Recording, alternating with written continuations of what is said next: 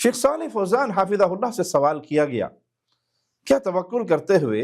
اسباب کو ترک کرنا جائز ہے؟ تو فضیلت الشیخ صالح الفوزان حافظہ اللہ نے فرمایا نہیں، توکل کو اختیار کرتے ہوئے اسباب کو چھوڑ دینا جائز نہیں، کیونکہ نبی کریم صلی اللہ علیہ وسلم سب سے بڑھ کر اللہ پر توکل کرنے والے تھے، اس کے باوجود اب اسباب اختیار کرتے،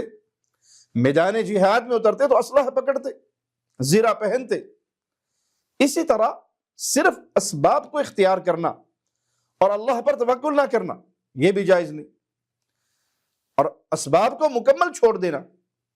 اور یہ کہنا کہ میں اللہ پر توکل کر چکا ہوں یہ بھی درست نہیں۔ اسباب بھی اختیار کیے جائیں گے